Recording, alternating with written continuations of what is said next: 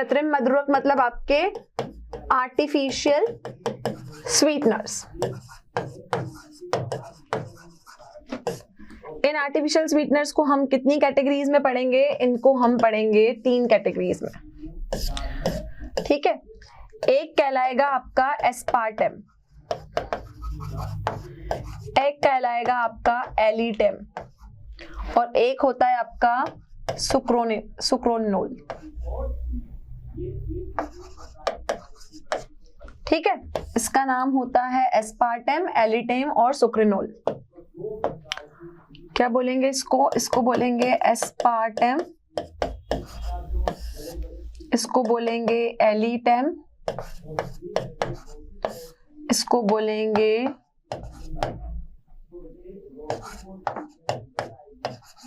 सुक्रिनोल, ठीक है। ये तीनों क्या है? ये तीनों आपके कृत्रिम मधुरक हैं और इन्हीं को हमको डिटेल में इस चैप्टर में पढ़ना है। तो इन कृत्रिम मधुरकों को डिटेल में हम पढ़ेंगे, पर उससे पहले हमें उनके स्ट्रक्चर्स गिवन हैं एनसीईआरटी बुक में। तो पहले हम स्ट्रक्चर देखते हैं, फिर देखेंगे कि ये बने कैसे। अब पहला कृत्रिम मधुरक जो मैंने आपको बताया उसका नाम है एस्पार्टेम। क्या नाम है? एस्पार्टेम। अब बच्चों ये जो एस्पार्टेम है, ठीक है, ये बनता कैसे है? ये आपका एस्पार्टिक एसिड से बनता है और फिनाइल एलेनिन मेथिल के एस्टरिफिकेशन से बनता है। एस्टरिफिकेशन का मतलब आपको यहाँ पर एस्टर ग्रुप जो होगा COOR वो यहाँ पर देखने को मिलेगा। तो ये आपका हुआ एस्पार्टिक अम्ल का भाग, जिसको आप एस्पार्टिक एसिड कहोगे। ये पूरा यहाँ तक हुआ आपका एस्पार्टिक अम्ल।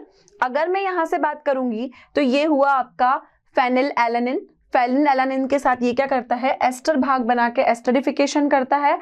अगर मैं नॉर्मल शुगर की इसके साथ कंपैरिजन करूं तो कैन शुगर से आप देखोगे इसकी तुलना सुक्रोज से 100 गुना ज्यादा है।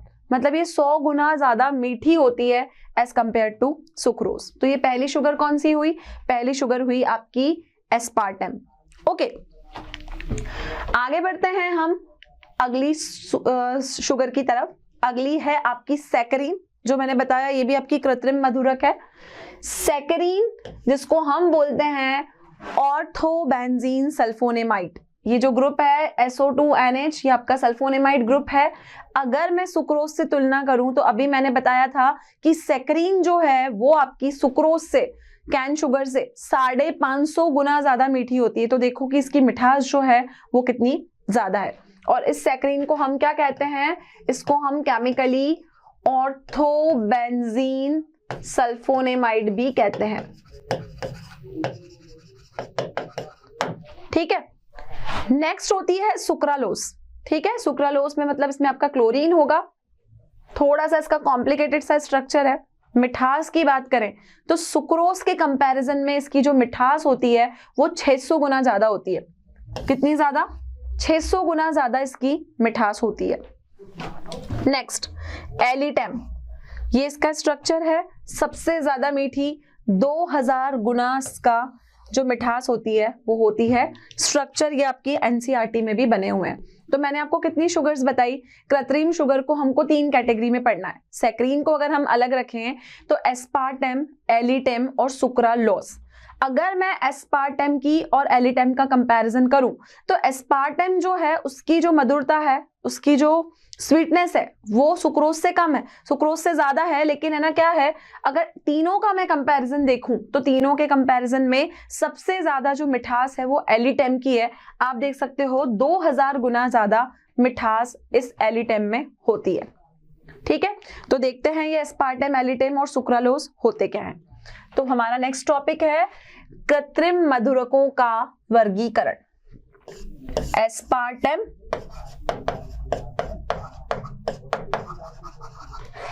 एलिटेम और सुक्रालोस।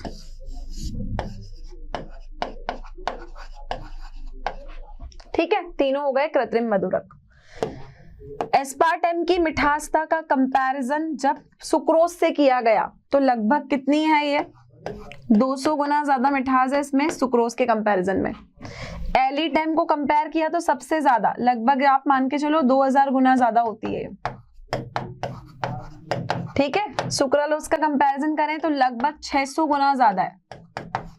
तो नॉर्मल शुगर से, जो आपकी नॉर्मल शुगर सुक्रोज होती है, जिसको हम नेचुरल शुगर कहते हैं, जिसको हम प्राकृतिक शुगर कहते हैं, उसके कंपैरिजन में इन सब की जो मिठास है वो 200 गुना ज्यादा, किसी की 2000 गुना ज्यादा, किसी की 600 गुना ज्यादा होती है। ठीक है, अब हमारा जो पहला टॉपिक है वो है एस्पार्टेम। हमें देखना है कि एस्पार्टेम बना कैसे। अभी मैंने आपको बताया कि एस्पार्टिक अम्ल और फेनिल का एक कॉम्प्लेक्स सा स्ट्रक्चर, दोनों के बीच में एस्टरिफिकेशन होता है और आपकी एस्पार्टेम जो शुगर है वो बनती है। तो एस्पार्टेम के बारे में हम क्या लिखेंगे? यह एक कृत्रिम मधुरक है। क्या है ये? यह एक कृत्रिम मधुरक है, आर्टिफिशियल स्वीटनिंग एजेंट है। सेकेंड पॉइंट, इसको बनाने के लिए कौन रिस्पॉन्सिबल है? यह एक कृत्रिम मधुरक होता है। सुक्रोज की तुलना में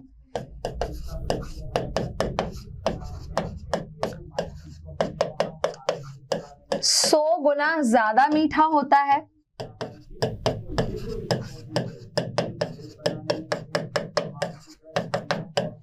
ठीक है, अब ये बनता कैसे है, बात हमें वो करनी है। तो आप देखोगे कि एस्पार्टिक अम्ल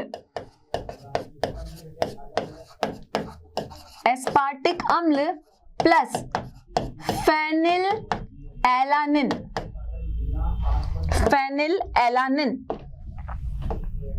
अभी मैंने आपको टेबल में स्ट्रक्चर भी बताया था। फेनिल एलानिन के डाइपेप्टाइड आबंध से मिथाइल एस्टर से जुड़ा होता है।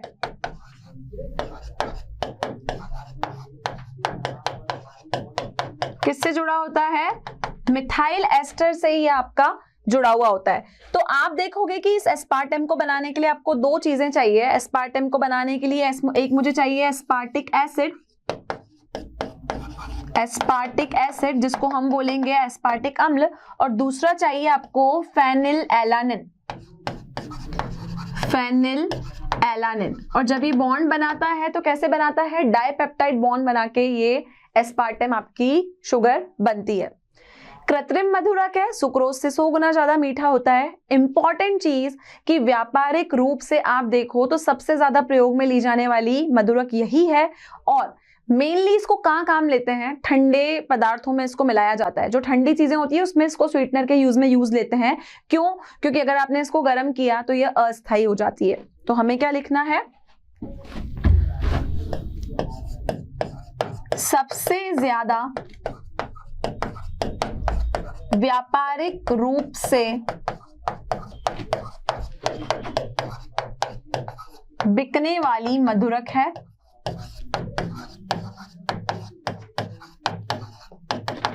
ठीक है, व्यापारिक रूप से सबसे ज्यादा बिकने वाली मधुरक है, और इसका प्रयोग कहाँ किया जाता है? इसका प्रयोग ठंडे पदार्थों के लिए किया जाता है।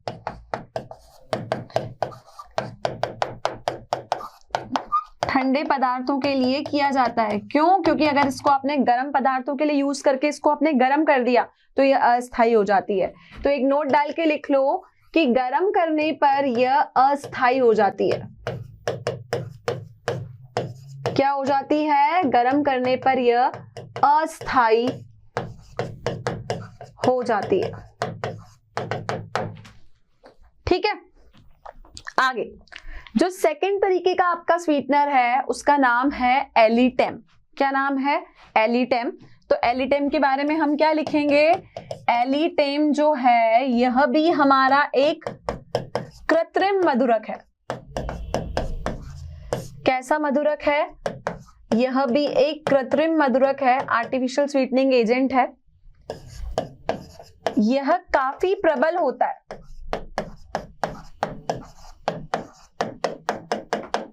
कैसा होता है? काफी प्रबल होता है। और इसका उपयोग क्या करते हैं? जहां पर मधुरक को हमको स्वीटनेस को कंट्रोल करना है तो वहां पे कंट्रोल करने के लिए हम एलिटेम का उपयोग करते हैं। तो मधुरक को नियंत्रण करने के लिए इसका प्रयोग होता है। ये क्या करता है? मधुरक को नियंत्रण करता है, क्योंकि ये आपका काफी प्रबल होता है, काफी एक्टिव होता है। क्लियर? एलिटेन के बाद जो हमारा तीसरा कृत्रिम स्वीटनर है, जो आपका तीसरा आर्टिफिशियल स्वीटनर है, उसका नाम है सुक्रालोज। अब सुक्रालोज क्या होता है? यह भी आपका एक कृत्रिम मधुरक है।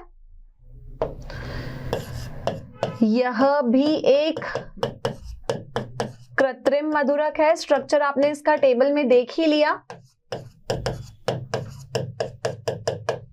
क्या होता है? ये भी एक हमारा कृत्रिम मधुरक होता है। दूसरी चीज मैं इसके बारे में बात करूं तो इसके पास आप देखोगे ट्राइक्लोरो समूह होता है।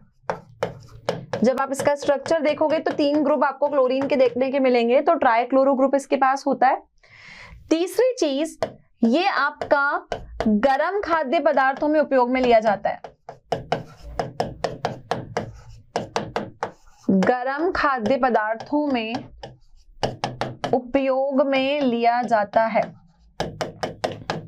ठीक है, तो गर्म खाद्य पदार्थों में आप इसको उपयोग में क्यों लेते हो? क्योंकि अगर आपने इसको गर्म भी किया तो गर्म करने पर ये स्थायी होता है, अस्थायी नहीं होता। तो गर्म खाद्य पदार्थों में क्यों उपयोग में लेते हैं? क्योंकि गर्म करने पर यह स्थायी होता है। कैसा होता है? गर्म करने पर स्थायी होता है। क्लियर बच्चों? तो ये थी आपकी तीसरी शुगर जिसका नाम था सुक्रालोज।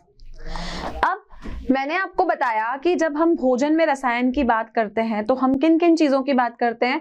पहला हम पढ़ते हैं कि हम आर्टिफिशियल स्वीटनर्स, जिनको हम कृत्रिम मधुरक कहते हैं, वो क्या होते हैं। दूसरे होते हैं खाद्य परीक्षक, और तीसरे क्या होते हैं आपके प्रतिऑक्सीकारक, जिसको हम एंटीऑक्सीडेंट्स कहते हैं। अब खाद्य परीक्षक के रूप में आप क्या प्रयोग में लोगे? खाद्य परीक्षक मतलब आपके फूड प्रिजर्वेटिव्स।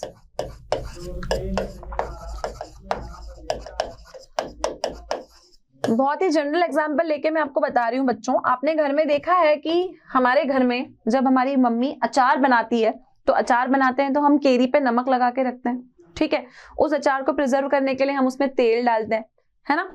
कुछ चीजें ऐसी होती है जिनको प्रिजर्व करने के लिए हम शक्कर उसके ऊपर लगा के रखते हैं। जैसे कि आप देखोगे कि आपकी जो जैम होती है, जेली होती है, इन सब में शक्कर यूज में ली जाती है, क्योंकि वो जो शक्कर है वो किसका काम करती है? वो खाद्य परीक्षक का काम करती है। तो खाद्य परीक्षकों के रूप में हम बहुत सारी चीजें जो हैं उनको हम उपयोग में लेते हैं। तो क्या यूज में लेते हैं हम? देखो, खाद्य परीक्षक के रूप में हम नमक, शर्करा मतलब शक्कर, तेल आदि प्रयोग में लेते हैं। ये सब हम क्यों प्रयोग में लेते हैं? ताकि जो आपके सूक्ष्म जीवी हैं, माइक्रो ऑर्गेनिज्म हैं, वो उन चीजों पर अपना रिएक्शन ना करें। तो इसको हम क्यों उपयोग में लेते हैं? उपयोग में हम इसलिए लेते हैं ताकि सूक्ष्म जीवों के आक्रमण को हम रोक सकें।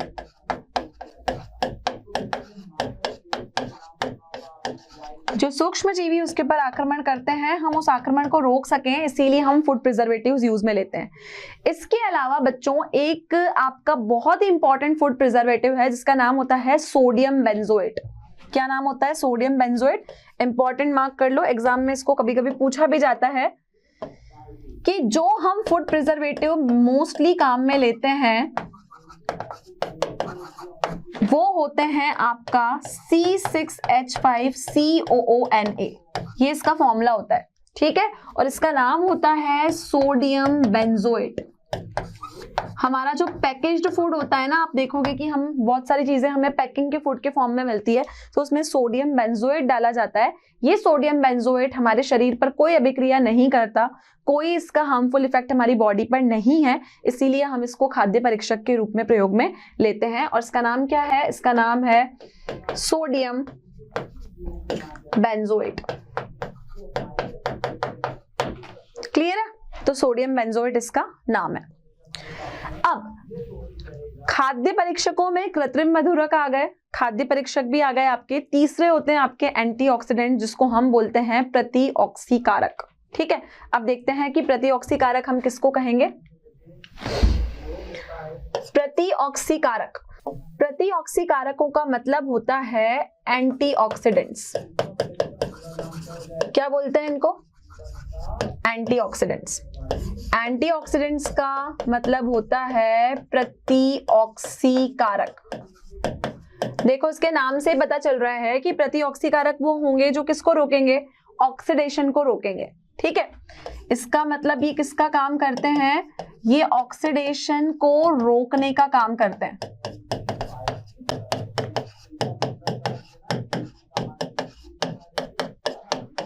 अब बच्चों आपका कोई भी फूड होता है ना, वो खराब क्यों हो जाता है? क्योंकि उसमें ऑक्सीडेशन रिएक्शन हो जाती है। मतलब आपके फूड में जो भी ऑयल या घी होता है ना, उसका ऑक्सीडेशन हो जाता है। तो उस ऑयल और घी का ऑक्सीडेशन हुआ तो हमारा खाना क्या हो जाता है? खराब हो जाता है। तो प्रतिऑक्सीकारकों का क्या काम है? उस खाने को खराब होने से रोकना।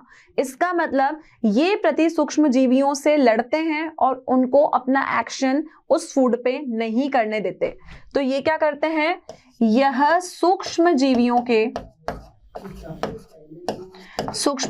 के मतलब आपके माइक्रो ऑर्गेनिजम्स के, सूक्ष्म जीवी मतलब हमारे माइक्रो ऑर्गेनिजम्स की ग्रोथ को नष्ट करते हैं, खत्म कर देते हैं उसकी ग्रोथ को। ठीक है, माइक्रो ऑर्गेनिजम्स को नष्ट करने का काम होता है इन एंटीऑक्सीडेंट्स का, प्रतिऑक्सीकारकों का। अब प्रतिऑक्सीकारक जो है वो ऑक्सीडेशन को रोकते हैं, हमारे फूड को बचाते हैं। तो प्रतिऑक्सीकारकों की लिस्ट में दो इंपॉर्टेंट बहुत नाम हैं जो आपको याद रखने हैं। तो देखिए वो नाम क्या है। एंटीऑक्सीडेंट्स आपके पास में दो हैं, वो दो एंटीऑक्सीडेंट्स हैं। एक का नाम होता है BHT, एक का नाम होता है BHA। ठीक है, नाम ध्यान रखना है, इंपॉर्टेंट है। अब ये BHT और BHA क्या चीज है? ठीक है, देखो BHT और BHA दोनों केमिकल प्रिजर्वेटिव्स हैं, दोनों ही आपके एंटीऑक्सीडेंट्स हैं। इसकी फुल फॉर्म होती है ब्यूटाइरेटेड हाइड्रोक्सीटोल्यूइन और इसका नाम होता है ब्यूटाइरेटेड हाइड्रोक्सी एनिसोल। ठीक है, टोल्यूइन और एनिसोल आपने ऑर्गेनिक केमिस्ट्री में पहले भी पढ़ा हुआ है। ये दोनों जो केमिकल्स हैं ये एंटीऑक्सीडेंट्स का काम करते हैं। आप देखोगे कि आपका जो भी खाना होता है, जैसे कि आप देखोगे कटे हुए फल, कटी हुई सब्जियां या मार्केट में मिलने वाली जितनी भी चीजें हैं, उनमें आपका ये BHA और BHT डला हुआ होता है। तभी होता है कि एंटीऑक्सीडेंट का वो काम कर सके और आपका फूड प्रिजर्व हो। तो पहला क्या है? पहला है आपका ब्यूटाइरेटेड, ब्यूटाइरेटेड फुल फॉर्म ध्यान रखनी है, ब्यूटाइरेटेड हाइड्रोक्सी टोल्यूइन। दूसरे का नाम है ब्यूटाइरेटेड हाइड्रोक्सी एनिसोल। एक हो गया ब्यूटाइरेटेड हाइड्रोक्सीटोल्यूइन जिसको मैंने BHT बोला, एक हो गया ब्यूटाइरेटेड हाइड्रोक्सी एनिसोल जो कि क्या हो गया? BHA हो गया। ये दोनों ही क्या है? दोनों ही आपके एंटीऑक्सीडेंट है, प्रतिऑक्सीकारक है।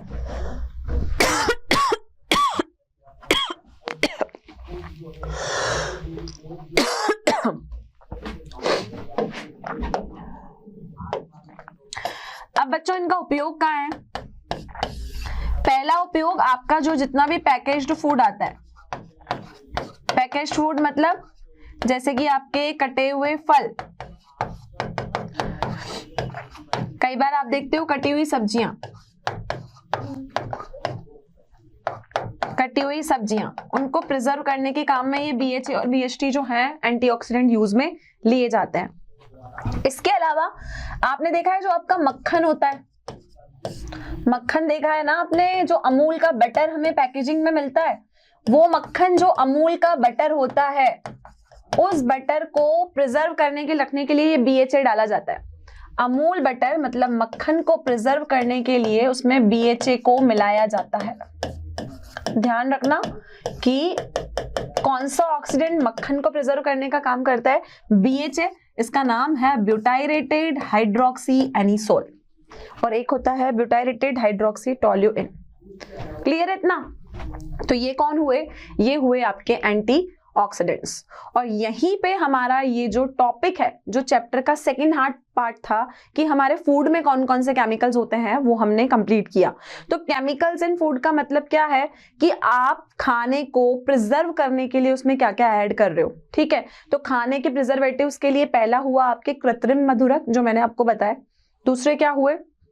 दूसरा हमने उसमें डाले खाद्य परीक्षक, और तीसरा हमने डाले उसमें प्रतिऑक्सीकारक, जिसको हमने एंटीऑक्सीडेंट्स बोला।